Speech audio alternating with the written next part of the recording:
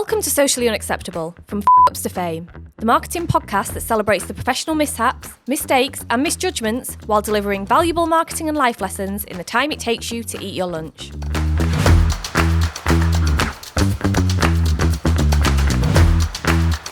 Welcome back to Socially Acceptable.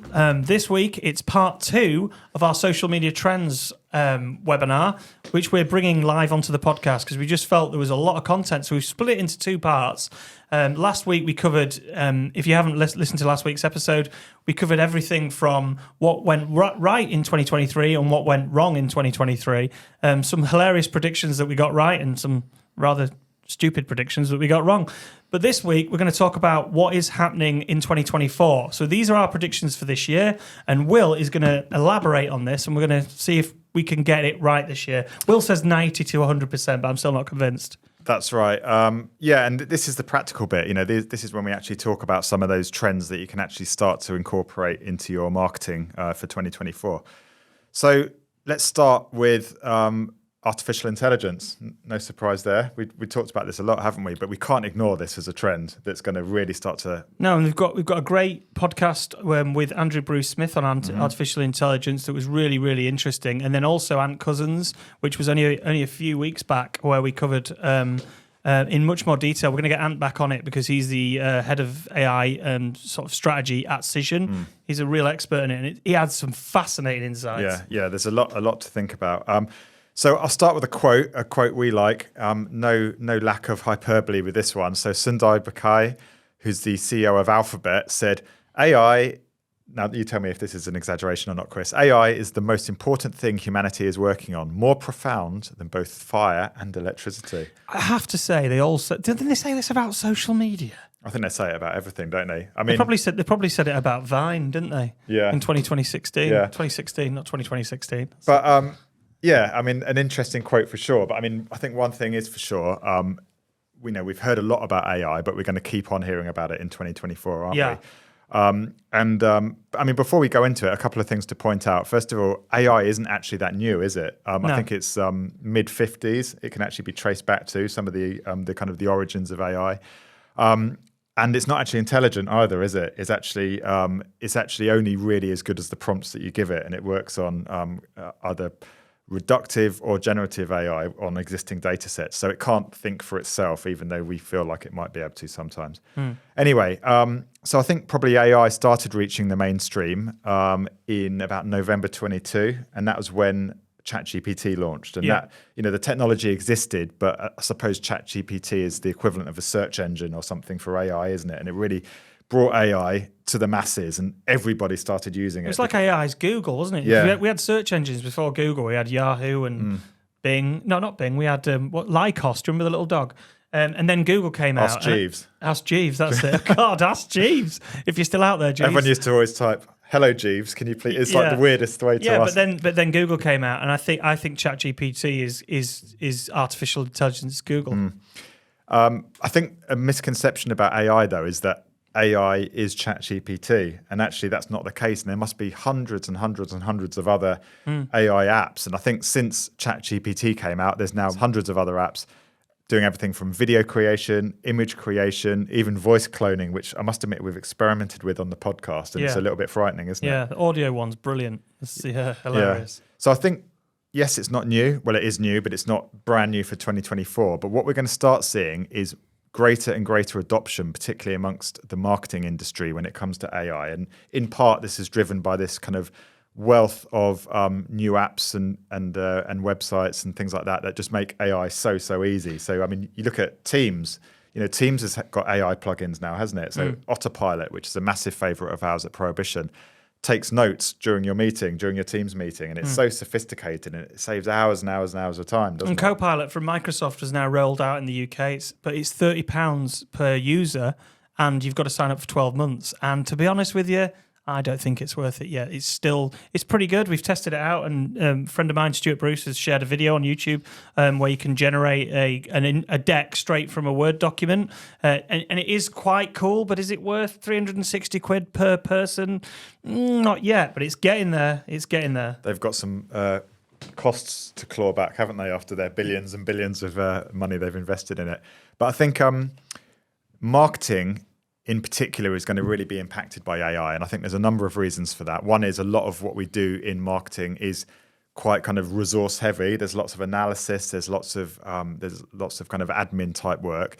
And the second point is we use data a lot, don't we, in marketing? And that's one of the massive advantages of AI. You can take massive data sets and analyze them and pull insight from them, but much quicker through AI. And I'll come on to some examples in a sec. So what does this actually mean for you as a marketer? I think the important thing, first of all, is to get out there and start using AI. Like I said, there's hundreds of different apps. You need to get your head around it. Certainly use ChatGPT, but think about what else is out there and just start playing with apps and start getting a better understanding of what's out there. It's only then you can start to understand the use cases and start applying them to your day job. And really the areas we can save time tend to be those kind of admin heavy tasks. So things like note-taking, things like media analysis and things like that. But I mean, a few other key areas that, at Prohibition, for example, we're using AI for.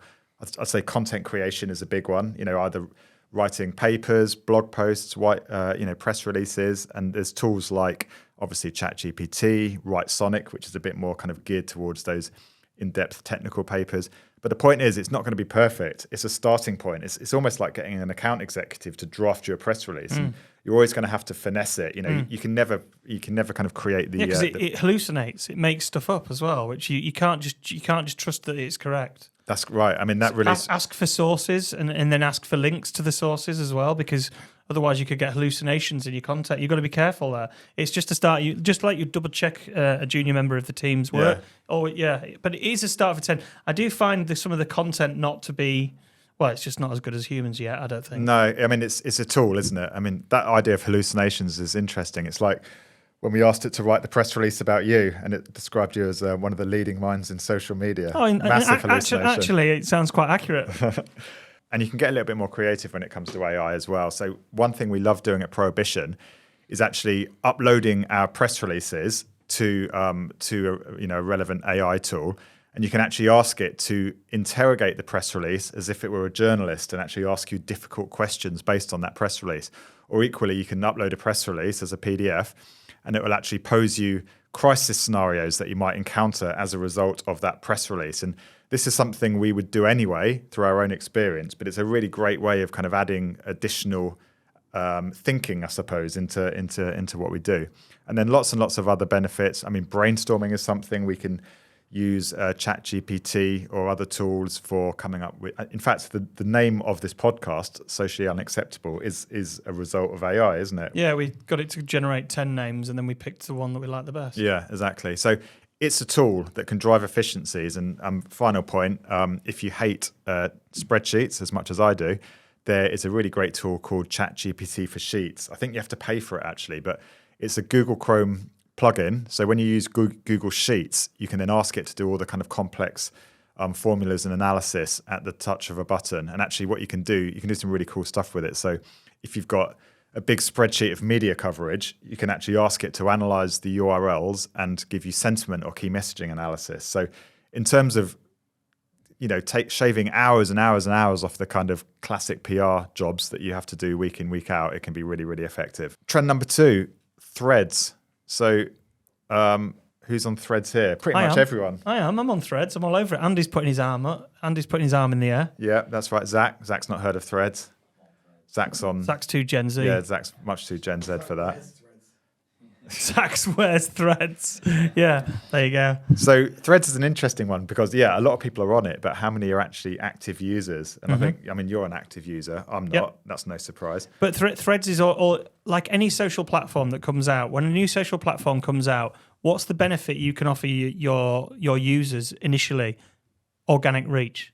And that's what Threads is doing. Threads has got scale and it's giving organic reach at the moment. It won't do it forever because it's owned by Meta and that's its business model. But if you want organic reach at the moment, Threads is a platform you can get it on. Yeah, and I think Threads is a funny one because it launched in July 2023. Big fanfare, got loads of media attention. Everyone on Instagram immediately had an account. So suddenly they've got 100 million signups in the first week or something, which was extraordinary. And then it kind of died a bit of a death, didn't it? People didn't really know how to use it. There wasn't much interesting content on there. People weren't really posting. And the features weren't that cool either. Yeah. It was like a Twitter, but without some of the cooler features. There's still not a threads list like there's a Twitter list. So, yeah. So people got a bit down on it. But actually, Meta being Meta have just been busy away in the background, investing, developing features, and it's starting to really grab people's attention and really start building up its active users. So there's all sorts of things available now. There's a web version of it. There's a much more sophisticated keyword search. You can do voice posts. They're also integrating much better with Instagram, if you've seen that. So every 3 or 4 posts you scroll through on Instagram, you then get a really enticing Threads post that you click on and takes you to the platform. So this is all happening in the background, and this investment and these new features are continuing. And it's starting to work, actually. So in December 2023, it was the Apple Store's most downloaded app. And active users month on month are increasing. So there's now 120 million active users. I think that's as of January. And That'll each be the month that's organic reach. increasing. That's what it is. People are going, hang on a minute, this is working. This platform's sending me traffic. What does this mean for you? Should you all go all in on Threads? And we kind of warned you about the dangers of going all in on a platform before you've done that kind of market research and understanding your audience. And actually a great episode on customer understanding from Katie Tucker a while ago. So make sure you check that out. But the point is, Threads is potentially an exciting new channel to add to your mix. And it could be, against the context of Twitter or X in decline, be the new home for text-based content. But what we would say, as with everything, is look at your audience and look at your insights. So where are your customers and your prospects hanging out? They might be on Threads, or they might be interested in Threads, or they might not. And if they're not, then probably you should save your efforts for something else. But yeah, keep an eye on it, get on the platform, understand how it works, and keep on checking these features, because this 120 million active users could be doubled or tripled in a few months, and we fully expect that to happen in 2024. Right, everyone's favorite platform at Prohibition, well, mine anyway, LinkedIn. So what do you think about LinkedIn, Chris? I think LinkedIn has copycatted a lot of the other social channels. There's a lot of homogeny, is that a word? It's become homogenous with the other platforms. But LinkedIn is owned by Microsoft, and Microsoft own ChatGPT. They've invested heavily in it. They own Teams. They own all the little bits and pieces that we use every single day. And I think LinkedIn is the B2B platform of choice, and you get proper engagement. And it's where, if you want to get leads from any platform, especially if you're B2B, LinkedIn is the platform for it. Yeah, I totally agree. And I think LinkedIn for a long time has been the kind of unloved social network, hasn't it? But it's just been so busy in the background, innovating, developing the platform, introducing cool features, and that's really working now. There's 1 billion users globally now of LinkedIn, and something like 38 million in the UK alone. So it's really starting to get that scale, isn't it? And you mentioned about lead gen, actually. It's the number one platform for B2B lead gen, which is pretty powerful when you think about it. And it's really driving results for people. And anecdotally, when we've discussed this on our webinars, everybody's saying, look, this is where the lion's share of engagement is coming from. We're getting such great engagement from LinkedIn. So you might be wondering what's kind of changed. I mean, nothing in particular. It's just this kind of constant innovation and development of new features. So they've changed the kind of the algorithm. So they've got more of a kind of a Twitter-like algorithm now, haven't they? Where you can post, and then people outside of your network can actually see that. They've introduced this follow button as well, where you don't actually have to connect with people. You can just kind of subscribe to their posts. They've really kind of doubled down on the lead gen side of things. They've introduced organic and paid lead gen forms, which are driving really good results. So yeah, they're just doing some really cool stuff. One of the big criticisms of LinkedIn that we've seen from a lot of people is that it's lent a little bit too far towards being a personal platform. And I think there's only so many kind of holiday snaps and baby photos you can really deal with. I think it did that during the pandemic. A lot of people, when they didn't have anything business related, there was people sharing pictures of what they were doing at home and etc. But I think we've gone back to, well, normal business returned, I think. Yeah, and encouragingly, LinkedIn's actually tweaking its algorithm, and they're now going to be prioritizing knowledge, what it calls knowledge and expertise content. So essentially anyone sharing original viewpoints backed up with data, that content's going to increasingly work, and that content's going to increasingly rise to the top. So anyone that wants to use it to become a thought leader or a subject matter expert, you're laughing, just keep on doing that, basically. And then the final point, the way the most innovative B2B brands are using LinkedIn is this kind of intersection between the way your employees use it and the way your company uses it. So most companies have now got a highly optimized corporate page, and that's great. but with any corporate page on any social network, organic reach and engagement starting to get throttled back because they want to sell you advertising. That's not the case with personal pages. And really the lion's share of engagement is coming from individual accounts. So we do this at Prohibition quite well, and we advise a lot of clients about this. We need to be training our people to basically talk about what they do in their day-to-day role authentically. We need to make sure their profiles appropriately tag up their companies, and we need to kind of give them the autonomy to do that. And we need this kind of optimized company presence. And this combination of the two is where the real engagement and the real results is going to come from. So look at your team as a chance to really kind of advocate your company. So LinkedIn, what does this mean for you? Obviously, keep using the platform. It's great. But we need this kind of joined up company and team approach. So train up your people to become company advocates in an authentic way and keep on doing what you're doing from a corporate presence. I would say get creative on LinkedIn. I think the days of having to do very dry corporate posts that are text only have gone, aren't they? You can do polls, you can do videos, you can do carousels, you can do documents that you can scroll through. There's so much cool stuff on LinkedIn now. And also, if you're not, use LinkedIn for your lead gen because it's really going to drive results for you. Yeah. Next point, and again, maybe not a surprise for anyone that listens to this podcast regularly, but business podcasting has got to be a big trend. But it's not just podcasting isn't new, is it? It's been around forever. But traditionally, it tends to be audio only. And really, what we're seeing, and this is something we're really driving at Prohibition, is the kind of the evolution of the podcast into something altogether a little bit different. And it's really now a kind of an integrated medium, isn't it? It's not just audio. It can be long form video. It can be short form video, snackable social media content. It can be long form written content. And 1 hour's podcast can give you so much amazing, engaging content that can really support your goals as a business. In terms of those benefits when it comes to business podcasting, it's really about trust and building credibility. There's a few stats here I'll talk through, which are pretty compelling. So 80% of listeners will stick around for the entire podcast episode, which is fascinating. What other Does that mean 20% have just stopped listening to you and buggered off? I think I'd like to say our stats are 100%, are they not, Chris?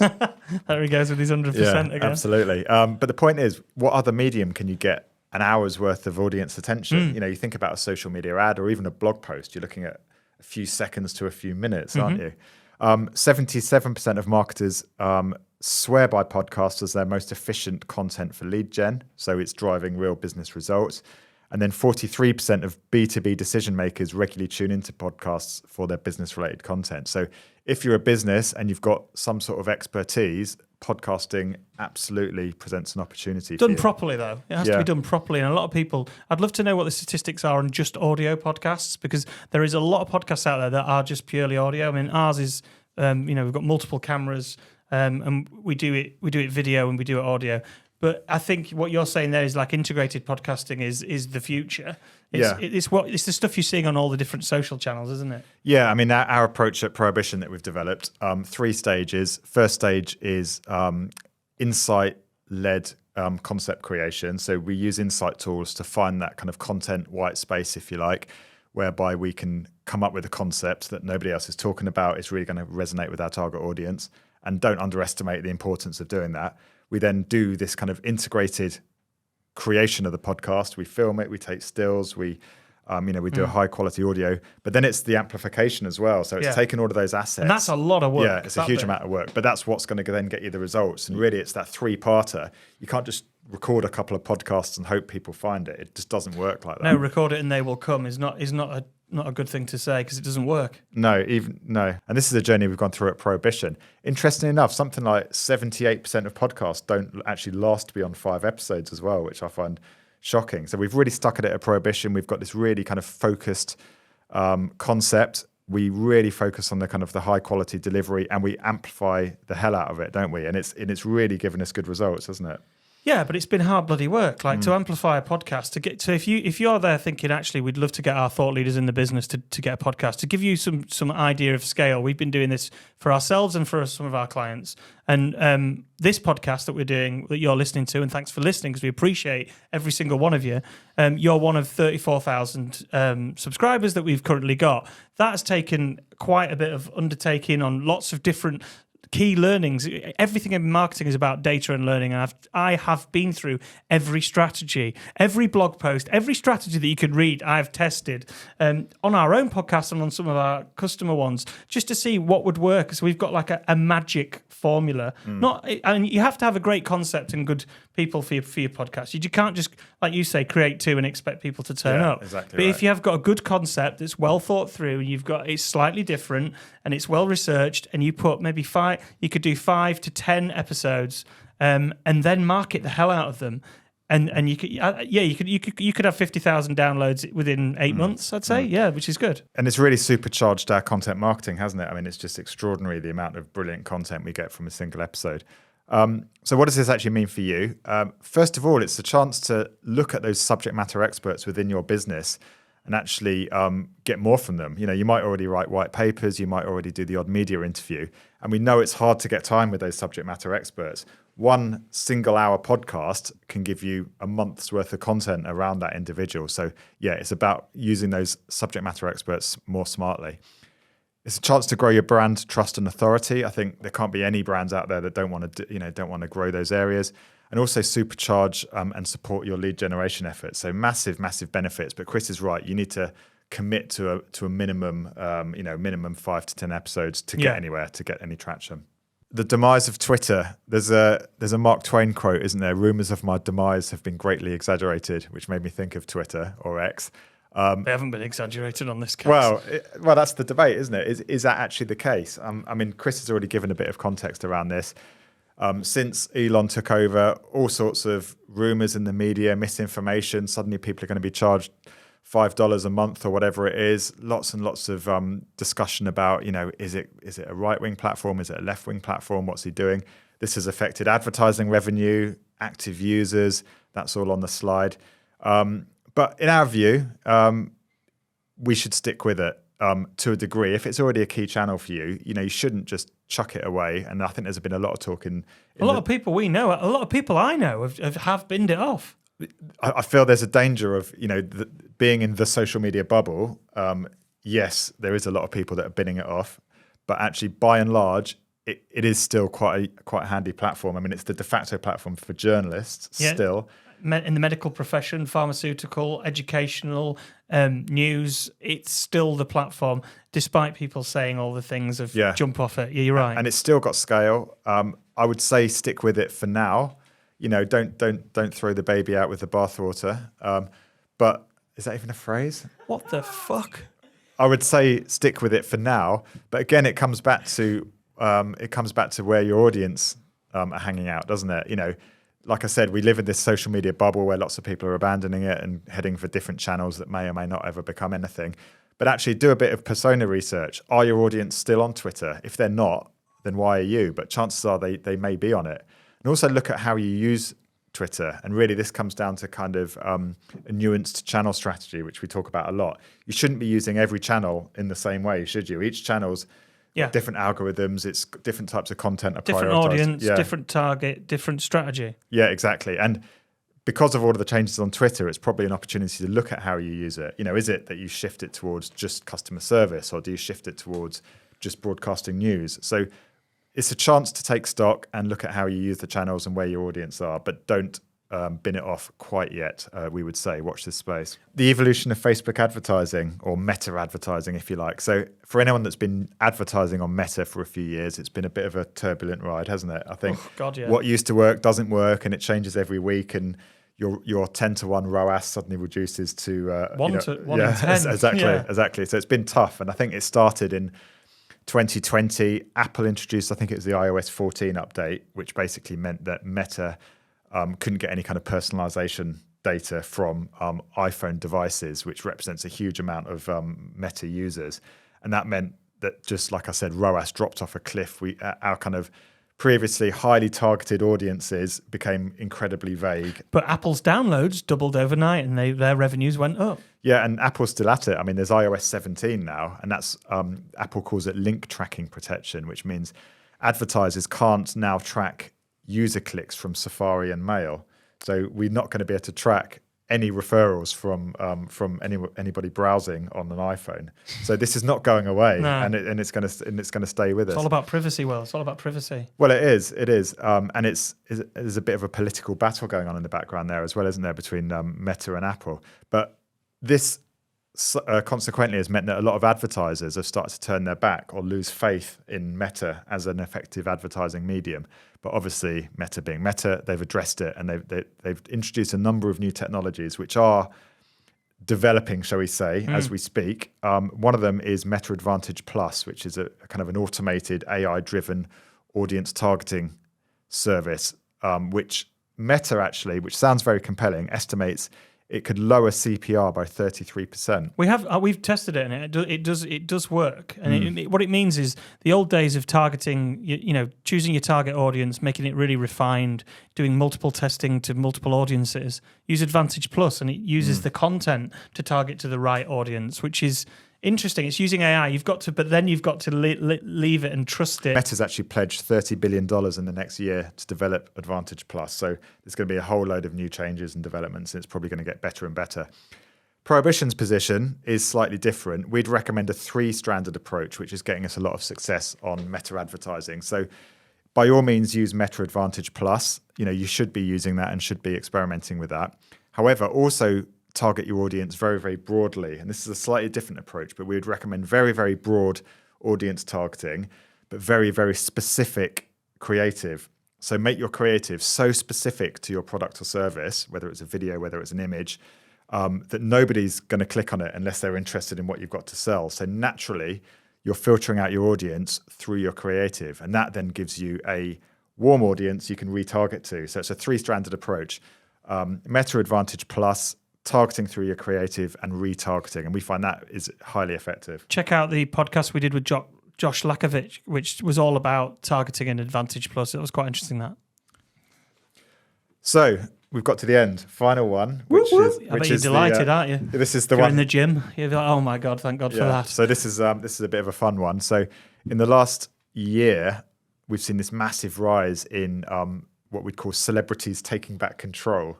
Which cynically means a self-produced, self-funded, and in some cases self-broadcast documentary telling their own truth, shall we say, in a way whereby there's no negative narratives. And we've seen this from so many people. Famously, Harry and Meghan did it. The Beckhams have done it, largely to a warm audience reception. I thought Beckham did a good job. Beckham's team did a good job of it. They managed to skirt over the affair and bits and pieces that he didn't want to talk about. It's their version of the truth, isn't it? Their exactly. truth. Robbie Williams, which was a bit of a warts and all, actually, if you saw that. I wish he'd just got out of his pants and that and put some clothes on. Not out of his pants, obviously. That, ladies and gentlemen, sorry about that. I mean, I wish he'd put his clothes on, because he was sat on his bed the whole documentary, wasn't he? It was very weird. Very troubled man. But I do like Robbie Williams. Yeah. I thought it was quite enlightening. Beyonce's done it. Taylor Swift has done it. But essentially, they're self-producing these documentaries, and they're bypassing the PR people, aren't they? Or rather, the PR people are actually running the Netflix film teams. Yeah, they're bypassing the traditional media, and generally the public receive these pretty well, and generally the media receive it fairly well. Tyson Fury as well.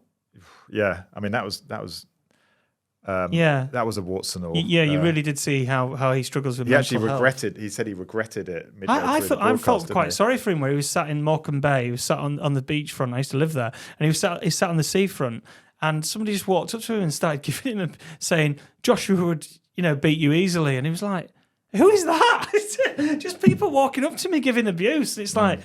Just because you're famous, I felt it made me see a slightly different side to Tyson Fury than him just bigging himself up all the time.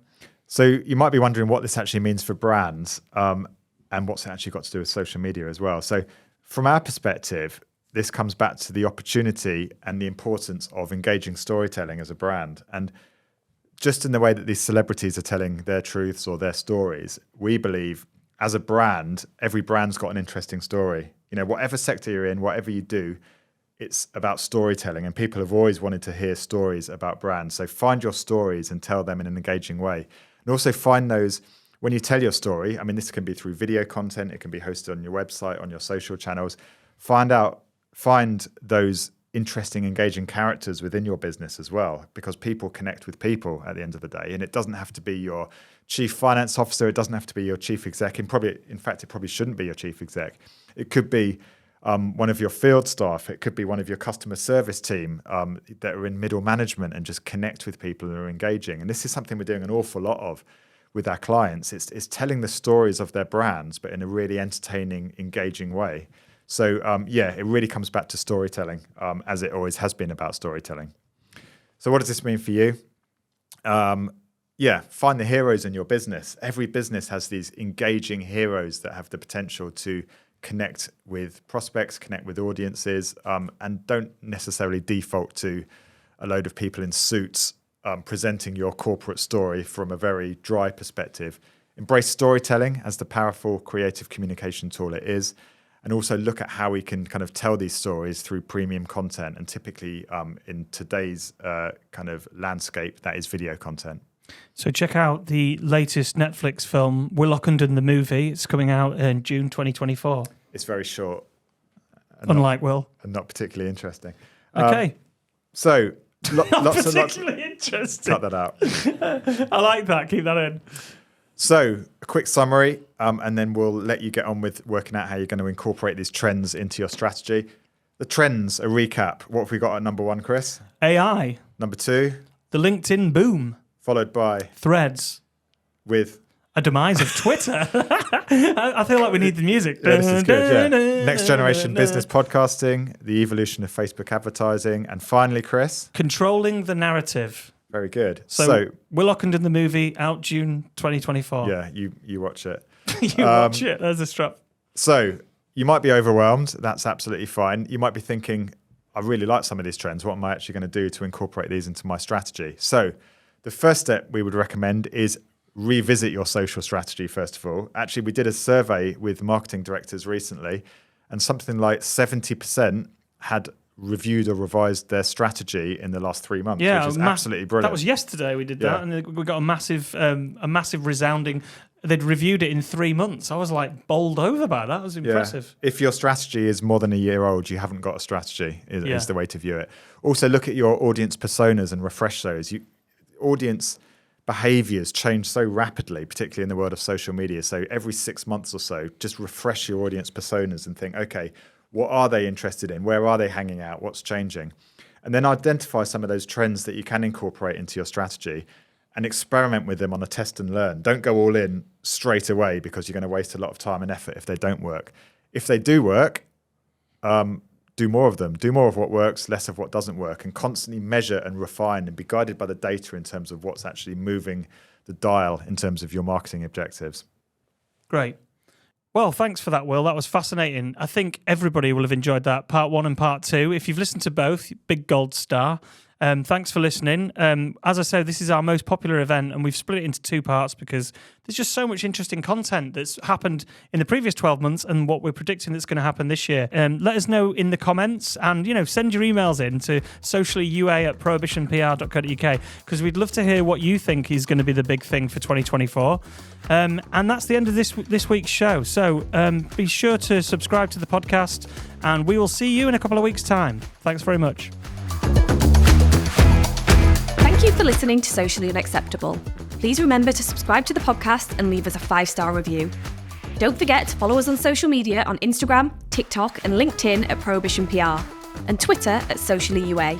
We would love to hear some of your career fuck-ups so we can share them on the show. For more information on the show, search Prohibition PR in your search engine and click on podcasts. Until next time, please keep pushing the boundaries and embracing the socially unacceptable.